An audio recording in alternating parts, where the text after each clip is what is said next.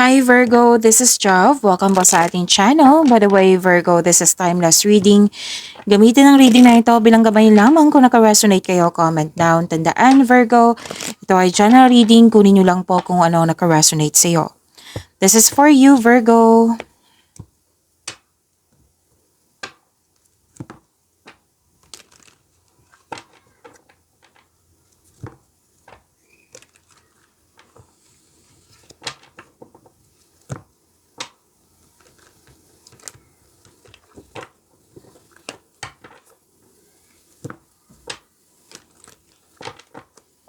Para po ito sa iyo, Virgo.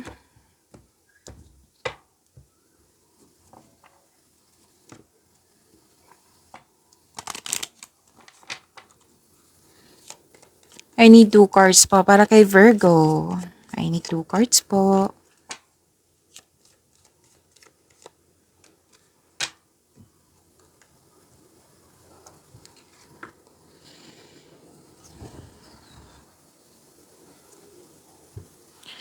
Commit to self-care rituals. Pwede ba siya kayo magkaroon ng, anong tawag nito? Skincare. Pwede. Oo. And prioritize sleep. Tamang tulog po. Baka ilan sa inyo dito, 2 to 4 hours, yung tulog. Oo. So move your body, exercise, and stay hydrated, and eat well. Skincare, yan. Meditate or be mindful. Oo. So kasi for your mental health, mental and emotional self-care ito. Practice meditation, journal, kung gusto mo, relax and unwind, connect with nature, explore your creativity, yan. So take time for yourself. Kumbaga. Be bold, don't be afraid to stand out. Okay, this is a call to embrace your authentic self by having the courage to be unique, take risk. Oo. Build confidence, increase your confidence to achieve your goals. Speak up, take on challenges, pursue your passions, learn from mistakes, act on your values, panatilihin maging totoo sa iyong sarili.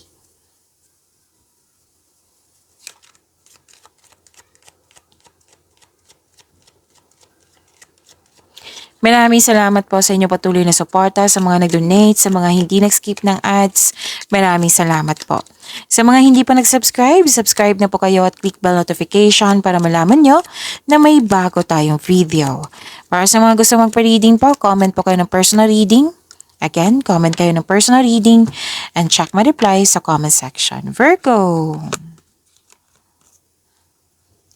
May parating na malaking pera or di kaya news or information. May malalaman din kayo na totoong intensyon ng isang tao sa iyo. Prosperity is yours. May nag-uusap dito tungkol sa property or di kaya sa domestic matters. Pwedeng nag-staycation kayo sa bahay or gusto nyo mag-staycation sa bahay. And ang ilan sa inyo nagpasya na home base yung trabaho nyo. And bumalik yung confidence nyo, na-motivate kayo kasi may very supportive dito na tao.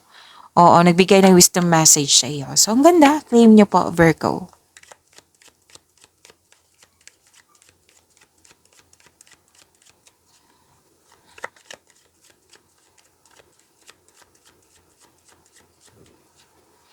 Energy po ni Virgo.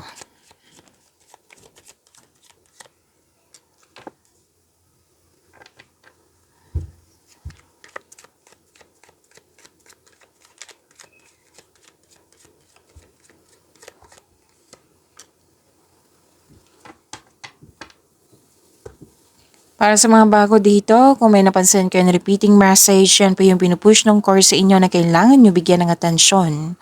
Like for example, nanood kayo sa inyong monthly Kabay Tarot reading, weekly Kabay Tarot reading, second half of the month of October, at may napansin kayo na repeating message dito, at sa mga pinapanood nyo dito. Okay? So, yan po yung pinupush ng course sa inyo na kailangan nyo bigyan ng atensyon, solusyon at aksyon kung maaari po. So, na yung energy ni Virgo.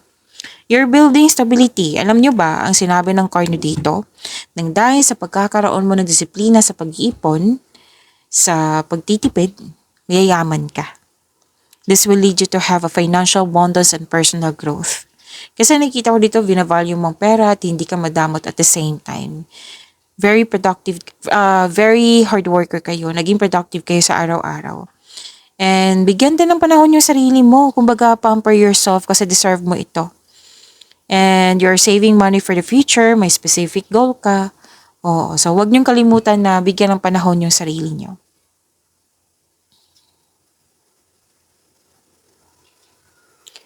Ingat lang po ha, kasi may rivalry competition ako nakikita dito. Oo. Na para dan may delay or may pangyayaring hindi mo control, so you need to slow down. Pay attention to its details, focus on one thing at a time. Okay? Para dan magpapatayo kayo ng bahay or structure.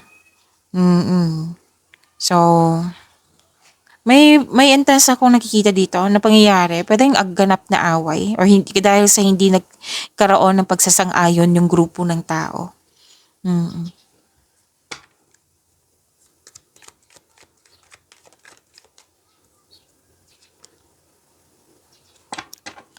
This is about your career and money. Virgo.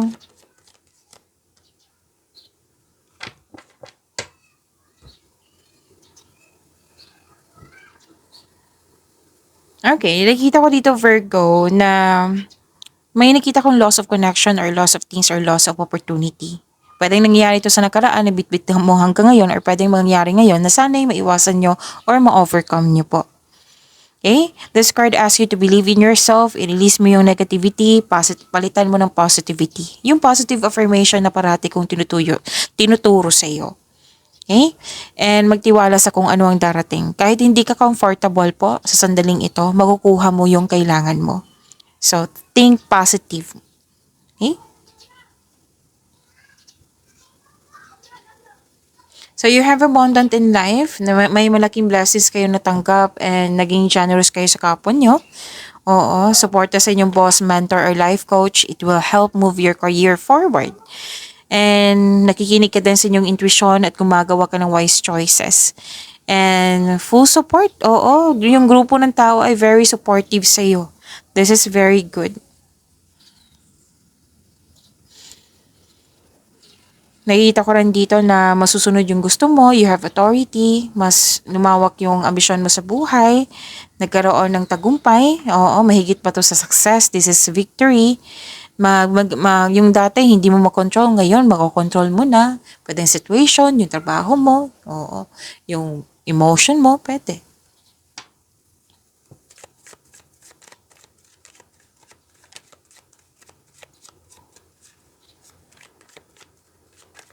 Love life, self-love, partnership, and romance ni Virgo.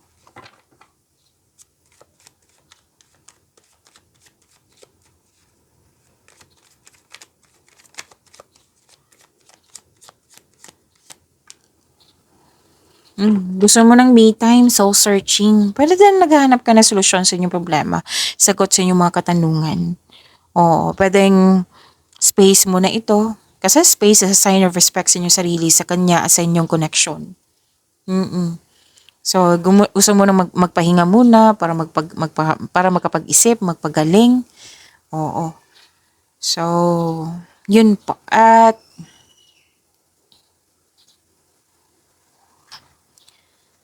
so, may parating na romantic partner para sa mga single po. At ang ilan sa inyo excited po kasi may ganap dito. Event invitation, may date, group date. Pwede din travel to. Single ka man, may relasyon sa buhay mag-asawa. And may bigla ang pagbabago po. Huwag kayong mag-alala sa pagbabago na ito ha kasi makasuporta to sa inyong growth and expansion. Pwede din na may shocking secret. Kasi may malakas ang yung intuition. Tapos guarded ka, ayaw mo nang masaktan ulit, kaya you put limitation muna. Oo. Oo, para walang mangyaring away. Yan. Kumbaga defensive, naging guarded ka. Pero din nag-iisip ka dito ng mga choices, nagbabalanse kayo. Pag-imanin niyo po yung blessings na binigay sa inyo, Virgo. See you tomorrow. Maraming salamat po.